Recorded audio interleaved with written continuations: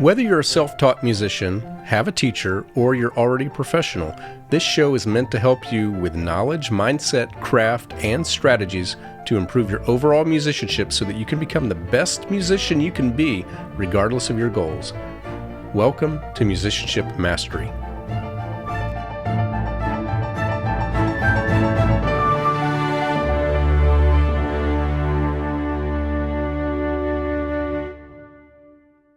Hello and welcome to episode number 118. My name is David Lane and it is great to be with you once again.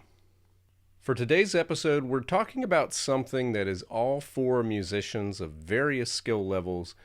That's a topic that sometimes we avoid, and that's because sometimes our lifestyles doesn't easily give us the opportunity to address these things. This is the second ever episode that I've had on this podcast that deals with wellness for musicians.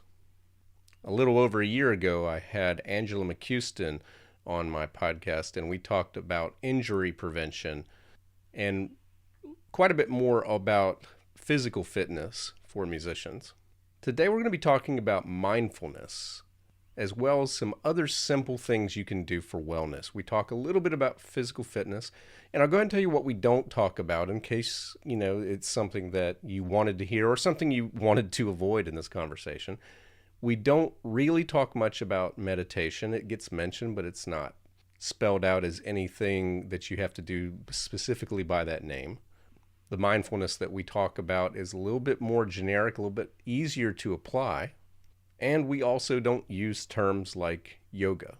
There's no specific type of physical fitness practice we talk about.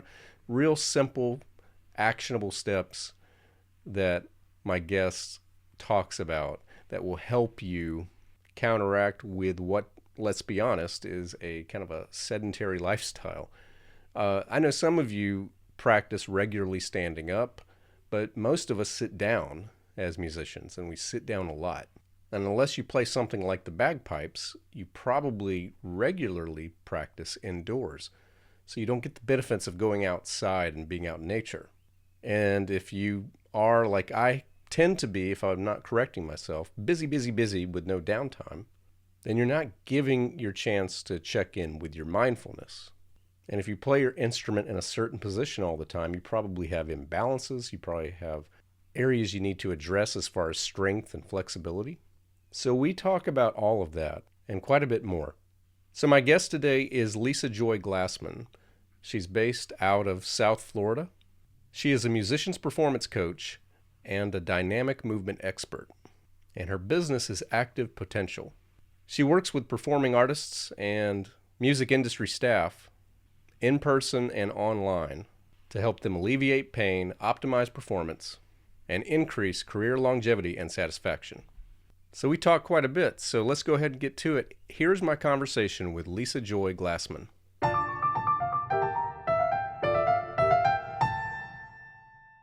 All right, so Lisa Joy, it is great to finally meet you, and you reached out a while back of talking, kind of related to another episode that we had on health and wellness, and I meant to get you on here long before now, but better late than never. Welcome to Musicianship Mastery. Thank you so much, David. I'm so happy to be here. Musicianship Mastery is uh, a perfect title to coordinate with what I have going on, which is to be a musician's health advocate and to help musicians really understand that they are the instrument and that it is you that needs the practice and the shaping and all of the care. Um, More so than whatever the piece you're extending and playing through. Absolutely. I don't think you will have heard this, but no, you wouldn't have heard it because I haven't I haven't released it as of our conversation yet. But very soon there's going to come out a solo episode that I did where I happen to mention like what I think is part of a well-rounded life for Hmm. for musicians, and that music, your art is part of it, your business is part of it, but also your health and fitness is also part of it because you really can't be a very good musician if your health is struggling, assuming that it is something that you could improve, with just some practice. So, musicians love to practice. I love to talk about practice. So I think we're going to talk about health and fitness practice today. Yeah, I think practice, one of the things that I have found in working with musicians is that dedication to practice. And it's really a lot about habit building and understanding what is it you're practicing. So a lot of times people think about practicing their instrument, which means that they must be touching their instrument or, I'm talking about non-vocal instruments, obviously in the body, that's a whole other way of looking at it. But people think, oh, I got to be doing everything with my instrument. But there's a lot of other things that go into musicianship and into being a performer and an artist that aren't just the expression through the physical object that you might be playing. So practice to me is all about practicing being present, practicing honing the breath so that you can utilize your breath. Not just wind instruments, we're all putting breath into how we get phrasing out, how we get notes out, how we get movement of the body out. So, attending to your lungs and your heart and your whole body and your mind, especially, are really important uh, components to be thinking about practicing, having the best condition for those. So, as a former French horn player, I obviously had some training in good breathing, and I know that all of our vocalists and other brass and woodwind players have some knowledge of that. But that's a portion of all the ways that you can breathe for various effects. What is especially for those who have never like played a wind instrument or haven't really studied, what is a good breathing exercise or practice just to get started? I think for I think there are lots of different breathing techniques. I know that a lot of musicians like rhythmic breathing techniques, techniques that you breathe to a certain count, a certain inhalation count, maybe a pause, and then maybe an exhalation, maybe a pause with no breath. That's one thing. But I think for all of us, understanding where the breath is actually moving the body and then what your body feels like as the breath is moving it is a really key way to enter into breath work, but also to help um, release unnecessary tension. So, most of us in today's world, not just musicians, but all of us are utilizing computers and phones, cell phones, and driving. I know a lot of my musicians are on tour, they're driving or even just driving to and from their local gigs. And there's a lot of tension that goes into this. And of course, mental worry and stress creates tension. So we can utilize techniques of breathing into the body and feeling where the breath goes. So, first, just becoming aware, and then purposefully trying to breathe into areas of the body to expand from the inside out. And this is a way that can help you identify where there is tension you don't need and also release the tension from the body. And mostly when we have a more relaxed mental sense, but also a relaxed body, it will allow for freer movement and also faster movement. I know a lot of times people are really interested in like how fast. I work with a lot of bluegrass musicians. So it's like, how fast can you play?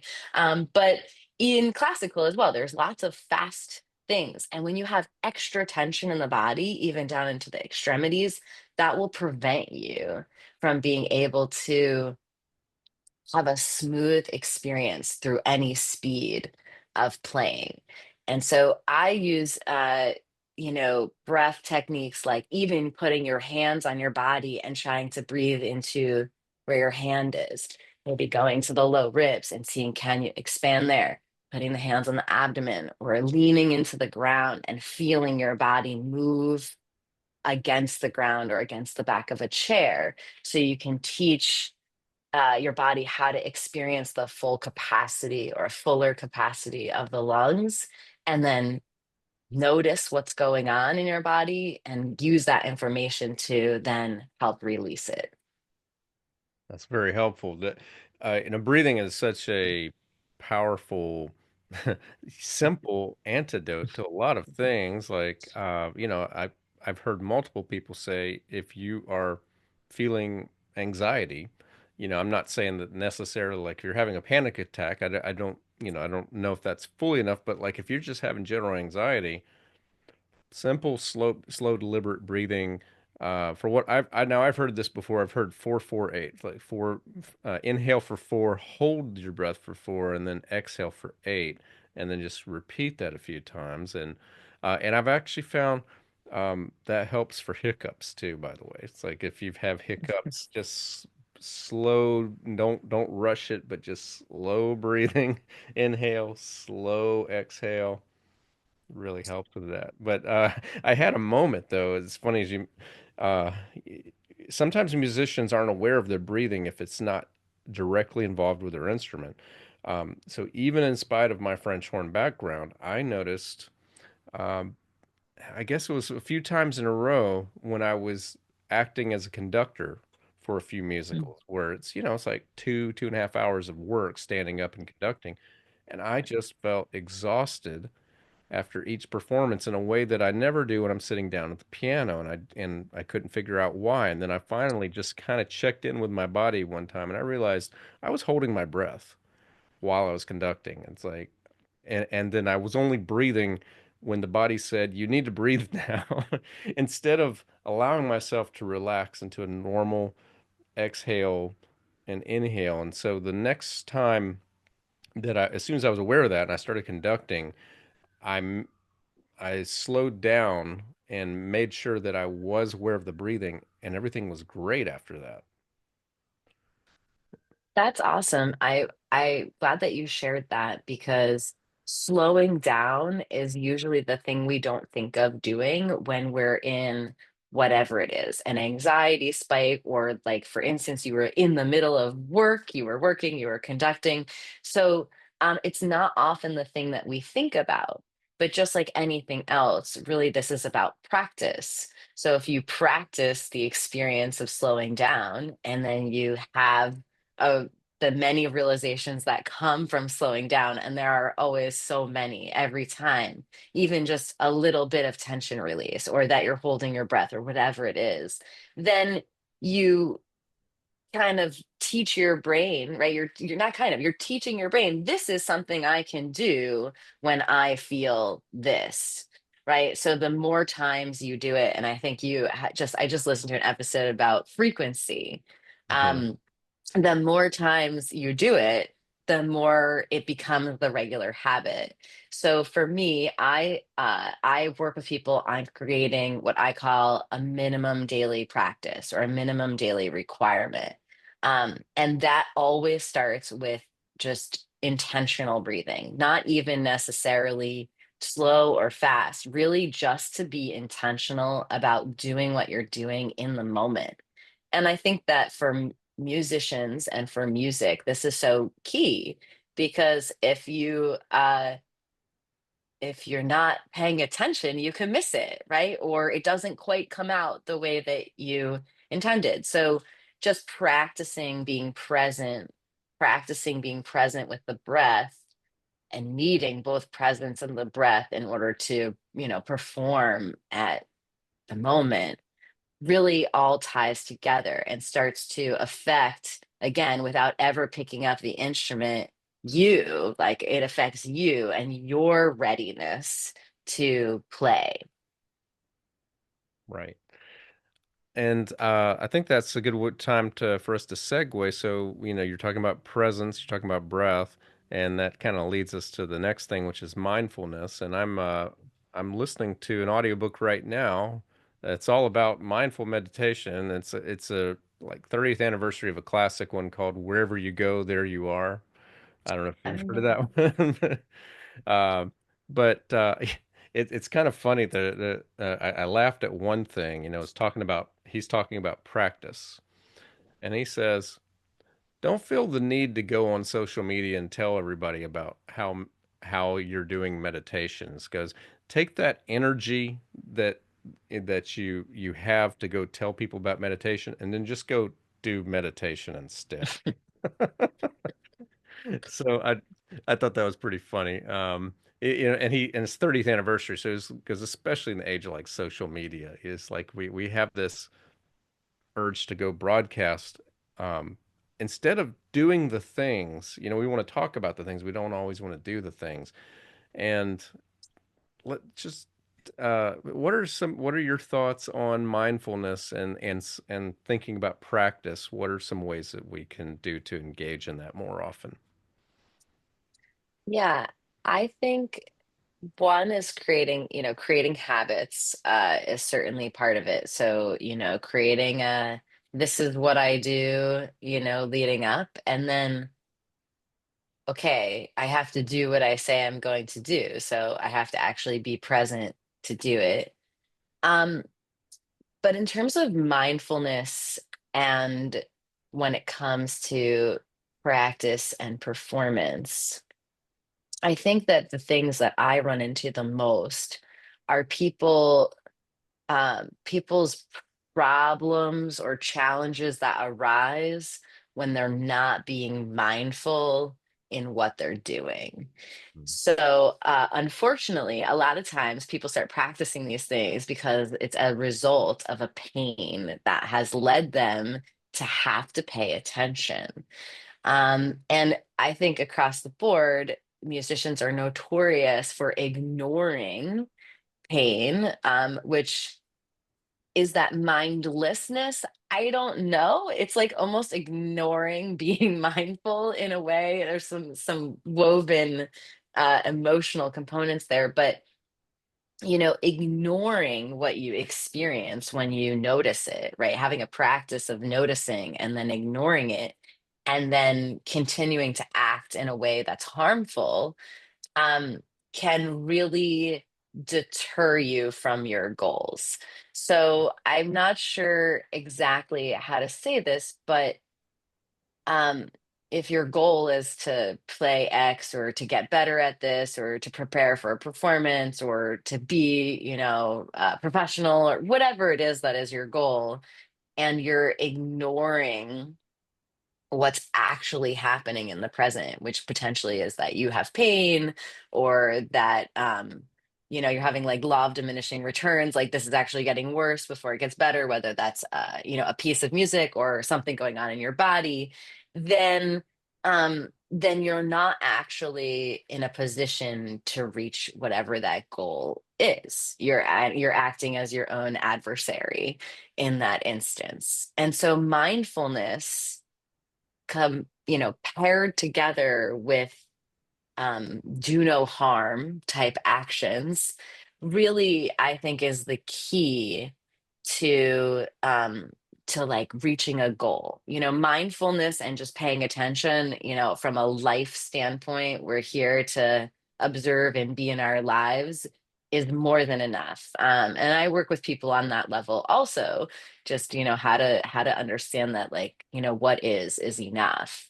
But then if you want to, you have a different place that you want to be than where you are, whether that's, mentally or physically or in your goal, then you need to pair what you discover through mindfulness with, non-harmful actions that don't hurt you and others, actions that help you get towards where you want to be. Um, so I think this is a little bit about motivation for mindfulness. Mhm. Is some people come to the mindfulness because they just absolutely have to. They're having pain and they must address it, and this is the only way. And then some people are like, I have a goal, and maybe they don't care so much about presence or what is, or life, whatever. They just want to be able to be the best at something. And so, mindfulness is still a key component to that, to those goals. One of the things that comes to my mind, and I'm sure that anybody who randomly listens to an episode, in fact, you told me the one you listened to, so I know that you've heard this before. I will say it probably every other episode at a minimum, and that is your practice as a musician. Practicing your instrument will not be effective if you're not engaging with the three senses that are Mm. required for you to learn what you're doing. So it's like now we don't taste and smell the music, although maybe there's some people out there with, some senses, kind that get what they call it, synesthesia. Maybe you do smell and taste it, so I shouldn't be presumptive. But I'd say the average person listening needs to think about what things look like, and I specifically mean with your body when you're playing it. Watch your hands at work. What does it sound like as you're making the music? And I think a lot of musicians at some point they come to that naturally. But then what does it feel like? What does it feel like in your hands? For me, I had to be aware at some point my shoulders are really tense. I need to stop shrugging and make sure that I'm getting my shoulder carriage to come down. Um, and I also had to be aware at one point I kept tucking my left foot under the bench instead of putting it Mm. right in front of me to give myself better posture when I was Mhm. playing. And those are things, just to make sure the technique is good. But the habit itself of paying attention to the senses, again, I don't think that's something that you turn on if it's mostly off. It sounds like I'm wondering, are there opportunities, are there times, and like how much time at how many minutes at a time would you recommend just to start? Like are there just things that we can do if we're not used to paying attention that we can just build that muscle up of paying attention and just especially to what the body is feeling and all the stuff that's going on. Yeah, absolutely. There's a couple of techniques I use. One, I think I mentioned already, which is, some people might call this somatic breathing, to feel the breath where it is in the body and to use the contact of whether it's your own hands or the chair or the ground or a wall to notice what you're feeling. Like, oh yeah, okay, where are my legs? Most people today's society are all in their head. And for those musicians who are really concerned and tend towards perfectionism and tend towards, wanting to get an A plus plus and always get a hunt rate, this sort of thing. Like we're like all up in here. And so we're not used to feeling the body.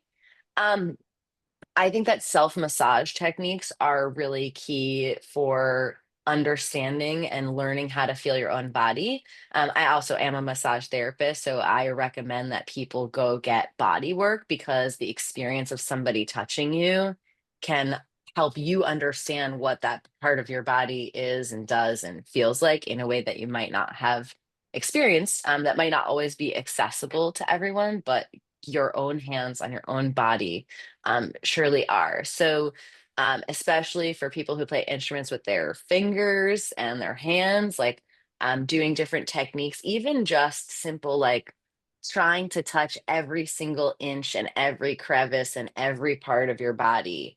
Like I'm doing right now. I'm sort of demonstrating this. I know some people are listening, some people are watching, but like a lot of times when I work with people and their fingers are the parts of their body that are doing this most intricate work, they're like, oh, I didn't realize that like this knuckle doesn't bend really, or this one's only goes this way. And it's like, oh, well, yeah, okay, cool. Well, now you know, like you got to work on your ring finger, your fourth finger. So the experience of like contacting your body, in terms of like a practice regimen, uh, I always recommend that people have more starting and stopping. I like the Pomodoro method for like work, but that's even a long duration before checking in. So um, sometimes people would stop every 10 minutes, or maybe every time they go through something, they just get used to taking a pause, maybe even just one breath, maybe three breaths and a body scan, a scan of just checking through what does my head feel like? Where are my shoulders? Where's my neck? Where's my throat? What is can I feel myself breathe? Um, and again, that slowing down isn't always the thing we think about doing when we're all up. But in terms of performance, when it comes to performing, practicing taking a pause and a breath before you go into the next song, track, phrase, whatever it is, that will, create a sense of calm, a sense of relaxation, allow for more fluidity. So if you put that into your practice, then you're more likely to actually also do this when you perform. Um, and I'm a big fan of practicing how you will perform. Maybe not always, maybe not at the beginning of learning, but if you stand to play, stand to play. If you sit to play, sit to play. Um, if there's going to be background noise, maybe put some background noise on. So you get used to doing it with background noise, like if you play in places that are loud. So that's how I would go about it is contact, like physical contact with your body, with yourself, and then practicing having, putting it into the regimen. Okay, every few minutes or every 10 minutes or every hour, whatever the interval is I'm going to check in. Because the more times you check in, then the more awareness you develop and the more conscious behavior you can initiate, right? Because if you get used to checking in and you get used to feeling something, and then you learn, like you did, I got to pull my foot back out. Mhm. But the more times you checked in on your posture, the more times you may have noticed your foot was there. And then all of a sudden it changes. And you might notice, oh, my foot is already in the place that I want it to be because now you've changed how you sit, right? And that I'm guessing that might have taken some time. Maybe you're still doing it. Yeah, it's still take it's much better, but yeah, every now and then I'm like, oh, there it is again. But yeah, you have to check in the that I started chuckling a little bit. You know, we are talking about like just taking time to check in. It was a quote from this audiobook that I mentioned that I'm listening to, and the author said there's a joke that we have when it comes to meditation. That's don't just do something, sit there. And the whole idea is that we're always going, and if we're not doing work, we're picking up our phones and going through.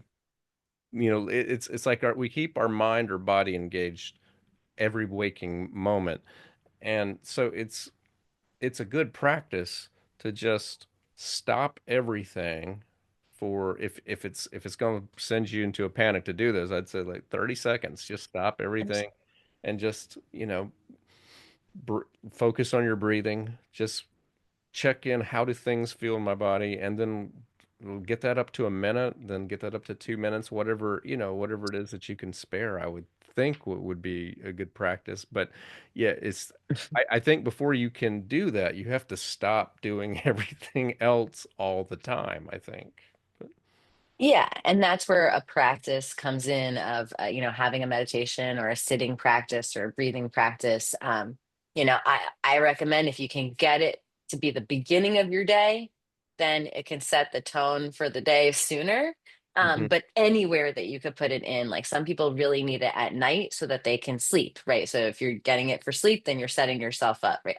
Everything you do in the present is what sets you for the future. But the only thing you can do to set yourself for the future is right now. And so addressing yourself wherever it is in your day or night is important. And then I think for the doers, and I lived outside of Washington, D.C. for many years. So I worked with almost exclusively type A personality, doer, go getter people. It's like, again, what's the motivation? So teaching them that part of doing is this stopping and assessing so that you can know what it is to do. I have found that sort of A to B to C point really works. So people want to learn what to do. Great.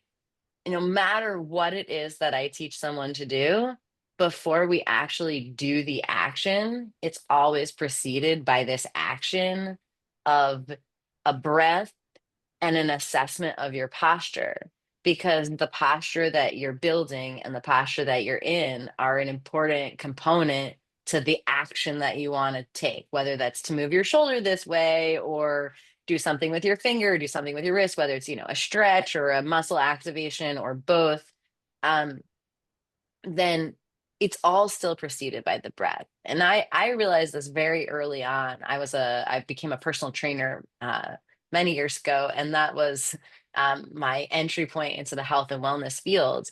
And about a year into it, people would be like, "What do? You just like count for people? You tell them what to do?" And I'm like, honestly, I help people breathe, because I realized that, through all of those actions, through all of the setup, every activity, and I've sort of done all the things in the fitness world, every craze and fad and class you could teach and diet you could try. I've checked them all out, and they all have this component in order to be successful, whatever it is that you must breathe, and then you must be in, the best posture for the activity. Mm-hmm. um and so that's those are always part of the doing. So for my doers out there, I'm always like, yeah, it's cool, we're gonna do it. This is part of doing. Is Mm-hmm. stopping first so that you can do it properly, or to the best of your ability. Right. Let's go to talking about well, just working with, musicians develop pain, they develop stiffness. A lot of this has to do with we do a lot of repetitive motion. We also, whether we stand or sit, we tend to do the same one for a long period of time. And let's just talk to us about how you approach that. I know you kind of told me in advance you like to talk about strength, I believe, first, but Yeah, let's talk about yeah. incorporating strength to work on pain. Yeah, exactly. So what you said about repetitive motion, um, specific posture, and of course, like asymmetry in those postures, right? One hand is up, one hand is down. Or there's a small rotation or a tilt. Like if people are orchestra players, they might always be looking to one side because that set of the orchestra is always in these chairs and it's always angled. The conductor is, always this, and it doesn't usually switch to the Mm, other side. Same thing on a stage. A band might set up a certain way. They're all facing in a way in which they can connect with one another. And that might always mean they're turning, and then they have an instrument.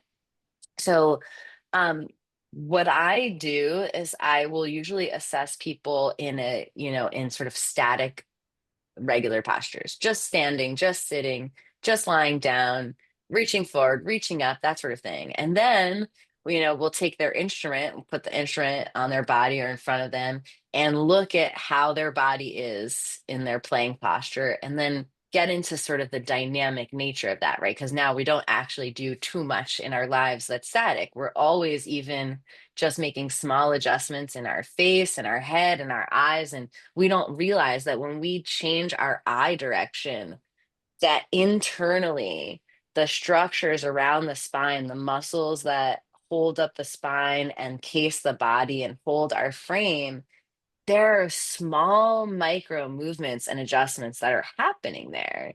We just look, and then even if we look without our head turning, right, all these things happen. But even with a small head movements, and it takes time, but if you really start to get into awareness of the body, you'll feel, wow, my pelvis is moving, or something in there is moving, or my toes are moving, or whatever it is. And so we look at that and we assess, then how does this feel when you're in these positions, right? Because a lot of times people don't necessarily have pain or challenge, or they're not aware necessarily of the pain when they're playing because other things kick in.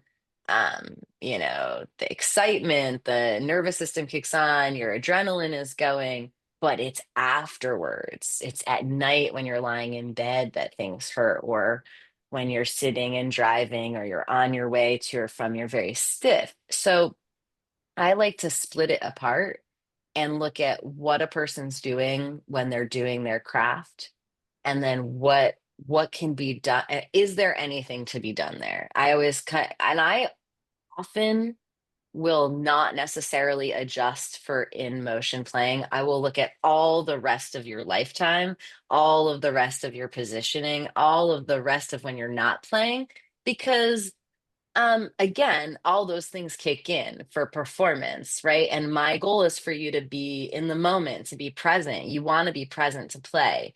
So we don't want to do too much to take out of presence. Um, by making too big adjustments, although there's definitely some to make, like the foot position for instance, or like you mentioned, or shoulders hiking up.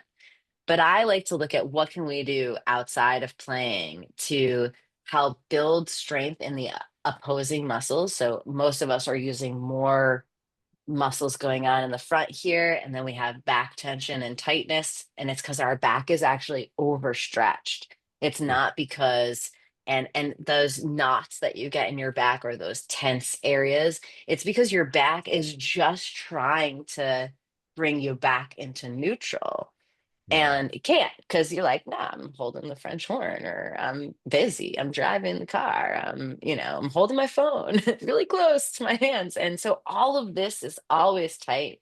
So we want to open this up and stretch it, but this actually won't stretch unless the muscles behind it have the ability to contract and to pull in. I always tell, like, people with people know, oh, your bicep curls and that stretches your tricep.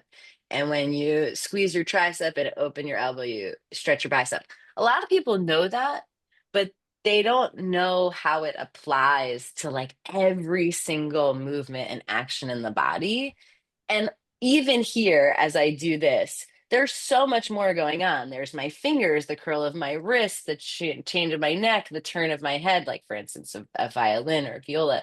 Like it's not just, oh, your biceps, which is two muscle groups, and your triceps, which is three muscle groups. There's five muscles already involved. It's like all of these muscles are involved in just to do this, right? And so understanding how to build strength globally, but getting specific into like, okay, if you have pain and tension here in the chest, we need to work on the back muscles. And we need to work on the back muscles that actually pull your body enough to start stretching the chest open. So as opposed to just trying to open up the arm and stretch your chest, we actually need the muscles in your back to pull Hmm. that muscle open and to be able to hold it there. And that will build the specific strength that's needed. So oftentimes with players, we'll do some things that are, both sides of the body, but I like to train, each arm separately, each shoulder separately, each hand separately, because you have different imbalances or structural postural issues that are different. Just like for the guitar, you have a strumming hand and you have a fretting hand. Well, what's going on in your fretting hand is totally different than your strumming hand. So what's going on in that elbow is different. You do different motions. What's going on in the shoulder, you're holding them in different positions. And what you feel in your neck, which is oftentimes where you might feel all of this, right? In the neck and the upper back, Hmm. is like, oh, I can turn this way, but I can't turn that way. Or it hurts to do this, but look, I'm all the way over here. So, you know, people get, oh yeah, I might need to stretch my neck differently, but they don't then translate it to the whole body. So that's how I use like assessment of posture and being instrument specific, and then strength training. But I will say this: core strengthening, which I think is like a hot topic, Hmm. or hot word for it, which is really to train the central big muscles of the body.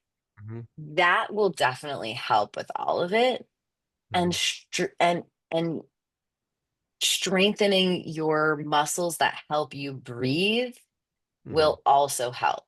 So people don't think of breath work as strengthening. They might think, oh, breath work for endurance, but then they don't translate. Well, like, to have endurance, you have to have lasting strength, if that makes sense. Right. So training the breath And then each of these particular activities to engage the muscles together um, is really what's key. And I find that a lot of musicians will start like some sort of basic training regimen. Oh, I got to do planks and I got to do push ups and I just want to do body weight and whatever. And that's all great. But a lot of times I find if they injure themselves, which I feel like is a very common time for musicians to sort of discover the rest of the pain in their body, is when they just decide they're going to start exercising. And then it's like, well, the exercise they did didn't really match up with like all that, what's going on in their body. One thing I've really just noticed is that, hey, usually people usually injure themselves when they're not breathing. Um, and so it's like if you're learning to do we were going to start doing push-ups, but you hold your breath while you're doing the push-ups, like you're more likely to pull or strain or tweak something. If you were Mm. doing the breathing for the push-ups, you might even also realize like, oh, maybe I'm not so good at this. Maybe I should only do two or three, and then I should take a break and pause because I have good awareness of my body. I know what I'm feeling, right? So it's like it all goes together in terms of the strength building. It's like great to do, good to get a practitioner at least to help you in the beginning, so you know what to do, so you don't hurt yourself. But training the breath will help you in all of that. Right. You're just talking about core training. Um, when I guess I was really young and I used to hear people talking about like push-ups are great for the chest, the shoulders and triceps, and that pull-ups are good for the back and the biceps. Um, but then a trainer that I follow and I bought programs from before that I really like, one of the things that they say is that like the push up, if you do it properly, is a moving plank. It's like you engage everything. It's like don't just push up, but make sure that you're supporting with your back muscles, that you're keeping everything straight, squeezing the glutes, keeping the legs out straight, and that you lower yourself down, keeping that form the whole time. And then it's a full body workout. And then when you do pull-ups, kind of the same thing, more of what they call a hollow body hold. Like you do the same thing when you start your pulling prep, and then try to keep your body in that same form. And it's a lot more challenging to do it that way, but you are getting that same type of central core workout, and I started finding, well, you can really apply that to just about everything you do. It's like you don't have to do like these isolated workouts, any kind of movement, just kind of check in, like, not if I'm doing a squat, obviously I know I can see what my legs are doing, but what's my back doing? Is it straight? Am I Mhm. slouching? Am I having good posture? So and I think those are some practices, of course, that can go over to when you're playing the instrument, just checking in, how's my posture? Um, am I stretching, or am I stressing muscles that don't need to, like I did with my shoulders, just taking time to relax that. So, Absolutely. I think that one thing that I really have gained from doing yoga is what you're saying, is that every part of the body is engaged in everything where it has the, potential to be.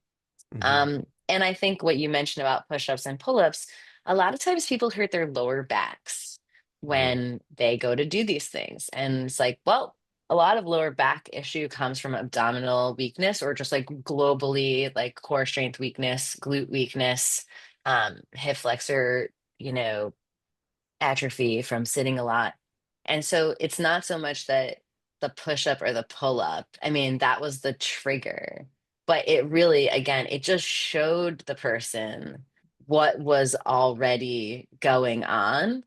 Right? That it's not like the magic of their back weakness and their abdominal weakness or their glutes were weak and their hip flexors are tight. Like that was all there. And then they just went to do this thing. They didn't know or didn't know how to do it mindfully, maybe. And, or like I said, I think ignoring what you discover through mindfulness is also the problem. It's like they're like, that doesn't feel the best. Or I don't really care that I'm not in that full floating playing form. I'm just gonna like bang these out. I'm just gonna do it, or whatever, whatever decide people, however people decide to ignore what they feel, and then all of a sudden they're injured. And this can happen with play too. And I think with practice, it's like sometimes people just keep going and they know that their hand is a little numb or that it's really tight or they're getting a cramp or whatever. And instead of, hey, this is like a really obvious sign that this isn't right, I gotta stop. They don't because of that, whatever the pressures are that lead people there. But I think mountain pose, like what you're talking about, just the posture of mountain pose is traditionally standing. Although I teach like adaptive yoga, so I teach chair yoga as well. So mountain pose can be done sitting. It also can be done lying down, and that's to engage every muscle of your body. Mhm. And there's a word, it's called samastitihi, which does not translate as mountain pose, it actually translates as readiness pose. And so when you activate all of your muscles and you get them all going, it means that you have the ability to go anywhere from that position, right? It's that everything is ready to fire. It's firing and ready to fire. And I think about that. I use it as a grounding technique with some of my performers who get like nerves or anxiety with performance, is to just, feel your feet in the ground, to push them into the ground, to become that mountain, that sturdiness, and to turn on all of your muscles. And so it's a 30 second, a 1 minute, you could do it for two, but it's a moment where you get everything fired in your nervous system and all of your muscles turn on, you focus on the breath, you're in the moment. And so um it's something that you can use quickly to change, you know, to change yourself, to bring yourself into the present moment, and to also get your muscles going, get your nervous system attuned, if you will. I think of like attunement is a good word, or alignment. Right. So I know there's a lot of people that worry about how much time it takes to practice. Maybe they're already practicing however many minutes per day they're practicing at their instrument. And they're like, how can I do more? And it's like, well, maybe it's just 1 minute. Maybe it's just 1 minute. Maybe it's just mountain pose or just a minute of breathing, or maybe it's 2 minutes, maybe both of those things together. Right. I think one topic before we get into just talking about, like your services and so forth, the one thing that I do want to talk about, because I don't think a lot of us indoor musicians think about it that much, and that is getting Mhm. out into nature. Now, if it's short of like going on hikes and going Mm. camping, what are some things that we can do to just get out in nature and experience the benefits of that are simple to do? Yeah, I'm glad that you asked that. I think that, contact with nature, with the ground, the earth, dirt, leaves, living beings that are plants, that are not, other humans, is really important. And I think that obviously it's great. I'm looking at a picture right behind you of like the woods of Sequoia.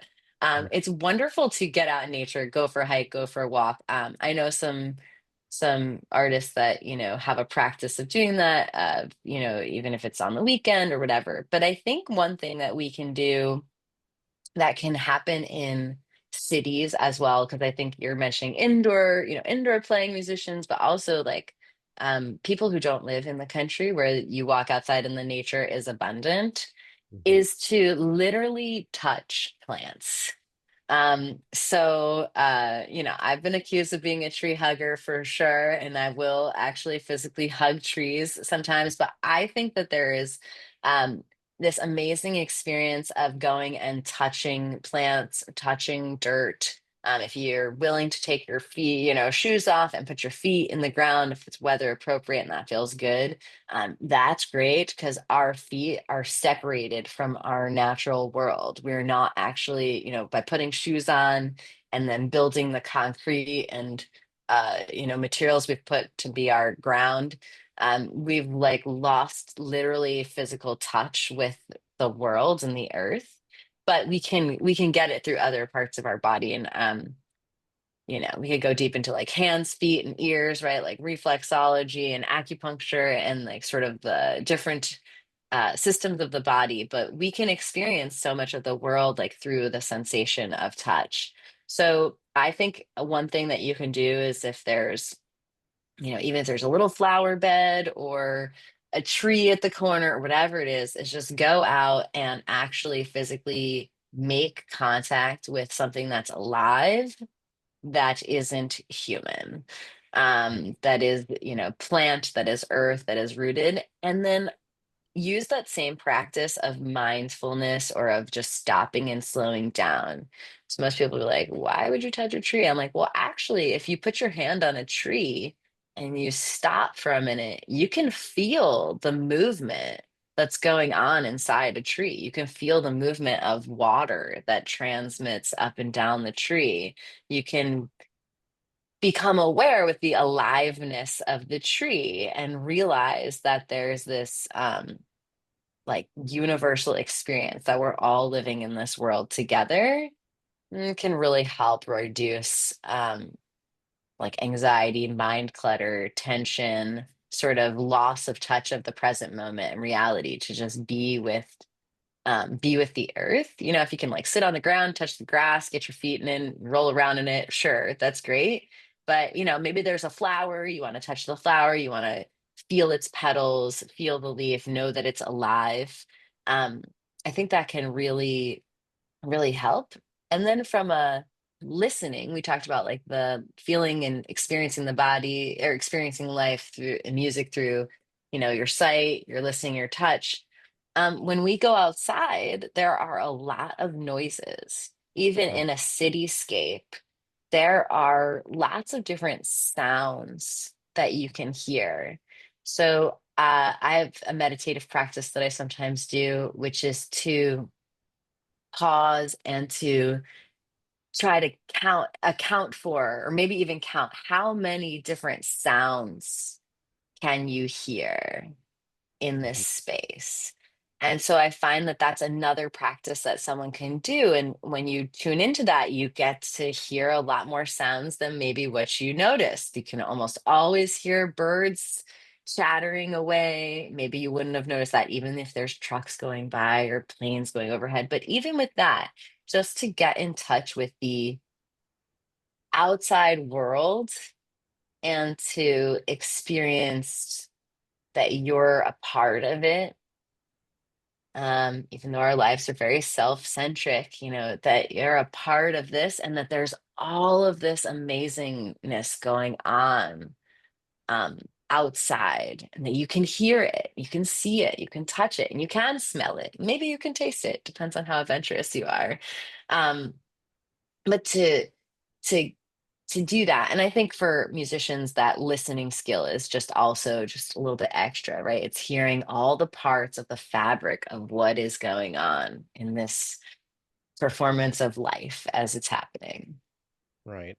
And one book that I read fairly recently was Clean Energy by Dr. Casey Means, and she talks about, and she's not the first person I've heard to say this. One of like one thing that could really positively impact your health is a simple habit, if you can get it started, is just within 1 hour of being awake, get outside for 2 minutes, just to be Yeah. outside. And she said when she was, a full-time ENT doctor, the she had to do that while she was brushing her teeth. It's like she felt like she didn't have time, but she at least would get outside during that. So just finding a moment during that first hour, and a lot of it has to do with you're kind of setting your circadian rhythm for the day. Getting outside. Because it's one thing to look out a window, but a lot of that UV uh, light gets blocked by the glass. You get outside and you're actually outside. It gets you going, but like you said, you could do that, and make contact with the ground, make contact with the plants. I think that's really very helpful. So again, I know there's so much that we can talk about, but I want to make sure that we get to just talking about some of the things that you offer. So you have an app and you have a podcast. So you have the Active Potential app, and I'm looking forward to looking through that and checking that out. And then you also have a podcast called Amplified Health. Um, take just a minute or two talk about those, and also any other services or where people can follow you. Absolutely. Thank you so much. Yeah, so I created an app last year. It's called the Active Potential app. You can find it in both Google Play and iPhone stores. It has a free component to it. There's a call something called the Radical Self-Healing Toolkit. So I put together my top movement, self-massage, mindset, and meditative practices. And I kind of put a few of each of those into this toolkit. And it really, again, it starts with being present, being aware, learning some simple techniques to get contact with your body, to understand what's going on, to start being able to assess and shift in the moment. Hmm. And then I also have a course on there called Breathing 101, which takes you through a variety of different breathwork techniques. They stack upon each other. And everything's under, 15 minutes. A lot of the lessons are under 5 minutes. So it's easy to integrate into your day. You could just say, I'm going to just do one thing. I don't even know what it is. I'm just going to hit play and I'm just going to follow along. And sometimes that's nice for people. They just don't want to have to think about choosing what it is to do. They just want to follow and try it out. And Hmm. then I have a special membership for musicians on there, which goes a little bit further. It has specific green room exercises, so exercises you can do before and after you play, focusing on different areas of the body and different techniques. And it has something called the Van Companion, which is for anyone who's traveling, who travels by car, air travel, train, van, bus, whatever it is. These are all practices that you can do in a small amount of space seated.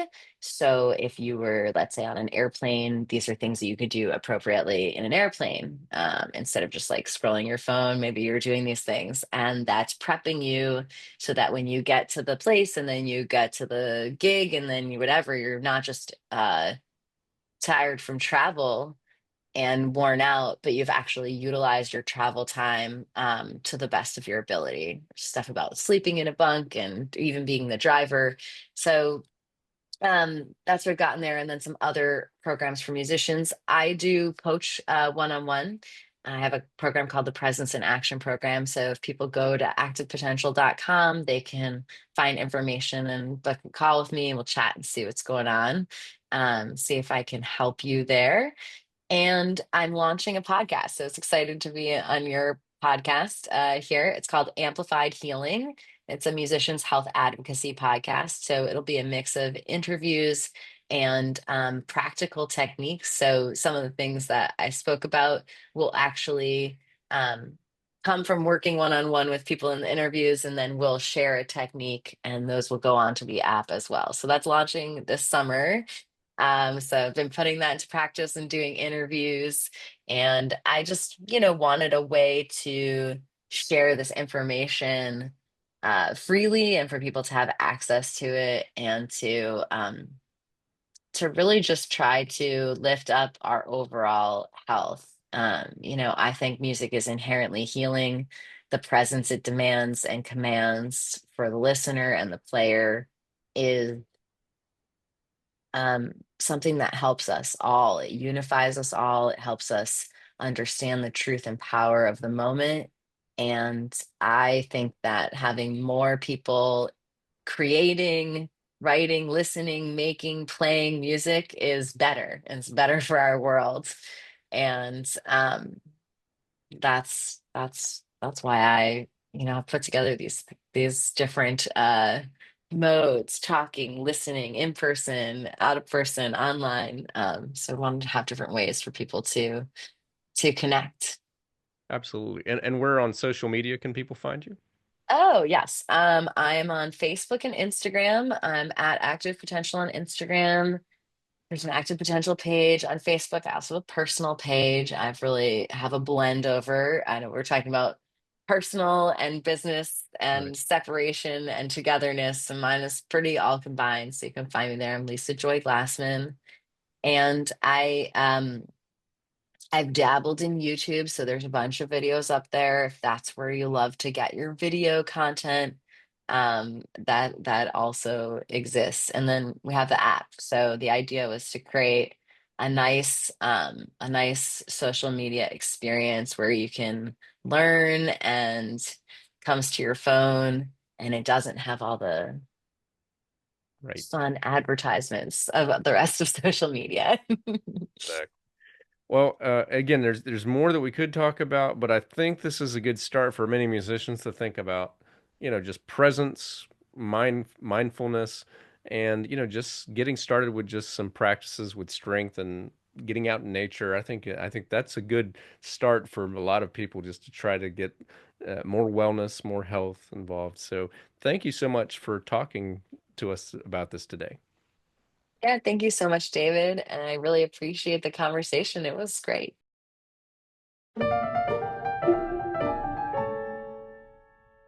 And that'll just about wrap up today's episode. All of the information that Lisa Joy shared at the end of our conversation, you can find it at her website at activepotential.com, so I've shared that link in the show notes.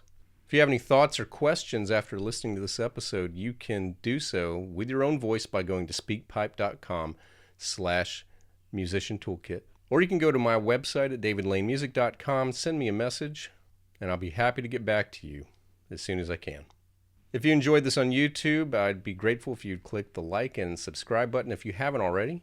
And no matter where you're checking this out from, please share this with someone who might find it helpful. Once again, that's going to wrap up today's episode, but thank you so much for listening, and I'll be back with you again next week.